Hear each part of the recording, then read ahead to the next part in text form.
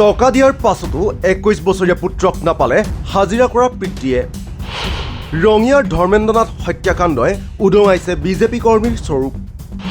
BJP হোৱা বাবেই এজাহাৰ লোৱা নাছিল নেকি আৰক্ষীয়ে? ক্ষতিপূৰণ দিয়াৰ পাছতো কিয় সন্ধান দিয়া নাছিল হিমাংশু কাকতিয়ে?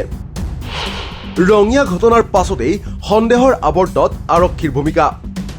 25 ডিচেম্বৰ বৰদিনৰ দিনটোত হোৱা এটা সাধাৰণ ঘটনাৰ বাবেই 21 বছৰীয়া যুৱকৰ প্ৰাণ লোৱা নৃশংস ঘটনাৰ সৈতে নাম সাঙুৰ খাই পৰিছে বিজেপি কৰ্মীৰ। বৰদিনৰ দিনটোতেই খৈৰাবাৰীৰ এটা অঞ্চলত পিকনিক খাবলৈ যোৱাৰ সময়ত এখন গাড়ীত সামান্য খুন্দা মাৰিছিল ৱেল্ডিঙৰ কাম কৰা ধৰ্মেন্দ্ৰনাথে। তাৰ পাছতেই আৰম্ভ হয় অৰিয়াঅৰিৰ। ধৰ্মেন্দ্ৰনাথৰ পিতৃয়ে সংবাদ মাধ্যমত দিয়া ভাষ্য অনুসৰি সেইমৰ্মে ক্ষতিপূৰণো দিয়া হৈছিল যুৱকৰ দলটোক।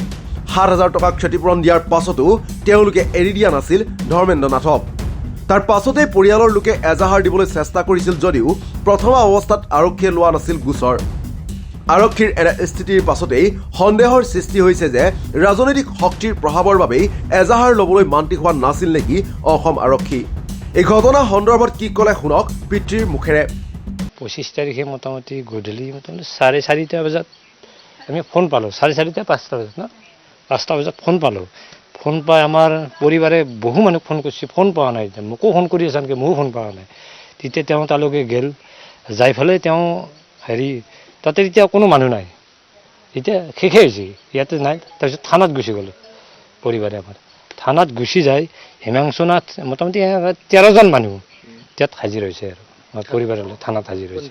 সন্ধিয়া মোটামুটি 6-7টা বাজিছে, 6:30 বজাত। তাৰপিছত হিমাংশুনাথে আমাক হিমাংশু কাকতি বুলি হিমাংশু কাকতি পইচাৰ ক্ষেত্ৰত আহিল লেনদেন। আহি মোটামুটি তেওঁলোকে কৈছে আৰু গাড়ীখন সম্পূৰ্ণ ক্ষতিপূৰণ দিব লাগিব, এতিয়া যিখিনি বেয়া হৈছে সেইখিনি ভাল কৰি দিব লাগে। তেতিয়া আমাৰ এওঁ কৈছে আৰু মেকানিক এজন মাতি আনিলে। মেকানিক সিহঁতে মাতি আনিছে। মোটামুটি 7,000 টকা বিল দেখাইছে মেকানিক, সেই ভাঙাখিনি নামত আৰু। তেতিয়া আমাৰ এই কৈছে আজি পইচাটো দিবাতো নোৱাৰোঁ, মই এতিয়া পইচা নাই, মই অকলে আছোঁ, মোৰ লগত কোনো মানুহ নাই। তেতিয়া হিমাংশু কাকতি দম দিছে, কৈছে এতিয়া কথা বেয়া হৈ যাব, কিবা কিবি দম দিছে আৰু তেওঁৰ ক্ষেত্ৰত। আমাৰ এওঁ আৰু ভয়তে মোটামুটি 7,000 টকাটো এজন মানুহ তাৰপৰা আনি গুগল পে' কৰি দিলে আৰু। তাৰপিছত আৰু আমাৰ কৈছে ল'ৰাজন কয় আমাৰ এতিয়া, যিহেতু আমি পইচাটো দি দিলোঁ গাড়ী খৰচটো, কৈছে ল'ৰাজন তোমালোকে বিচাৰি লোৱা। হিমাংশু কাকতি কৈছে আৰু তোমালোকৰ ল'ৰা তোমালোকে বিচাৰা। পুলিচে যেতিয়া এজাহাৰখন নলয়, তেতিয়া আমি ল'ৰাজন আছিল মানে ল'ৰাজন থকা বুলি কৈছে সিহঁতে কৈছে আমাৰ জিম্মাত আছে ল'ৰাজন।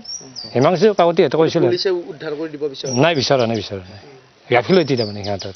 4জন পুলিচ আছে, তেওঁলোকে এনেকুৱা কামত ব্যস্ত আছে। তাৰমানে আমি এটা সেফালে কপি দিলোঁ, হেৰিখন দিলোঁ, তাৰপিছত কোনো এটা নাই। 4জনৰ মাজত খেলা দিলোঁ। মই পিতৃ হিচাপে এটাই বিচাৰোঁ, সিহঁতৰ আচলতে ফাঁচি হ'ব লাগে।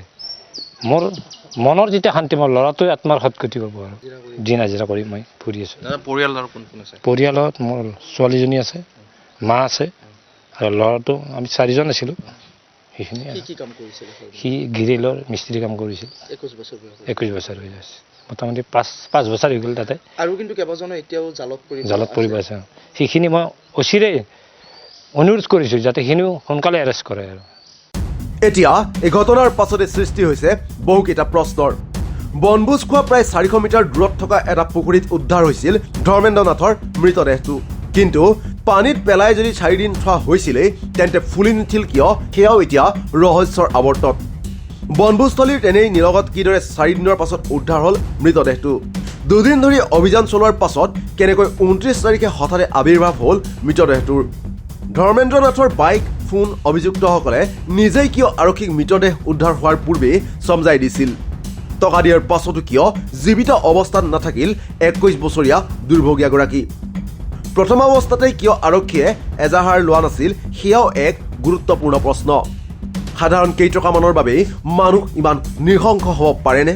যদিও হিমাংশু কাকতি অমূল্য লহকৰকে ধৰি 4 দিনৰ পাছত 30 ডিচেম্বৰত পশ্চিমবংগৰ হোটেলৰ পৰা গ্ৰেপ্তাৰ কৰা হৈছে মণি কাকতি, অনুস্ময় কলিতা, বিকি লহকৰ, নিতু কলিতাক। অভিযুক্তই উপযুক্ত শাস্তি লাভ কৰিবনে নকৰে সেয়া সময়েহে ক'ব। নে বিজেপি কৰ্মী হোৱা বাবেই বাচি যাব, সেয়াও হ'ব লক্ষণীয়। নিউজ ডেস্ক ৰিপৰ্ট, দি ক্ৰছ কাৰেণ্ট।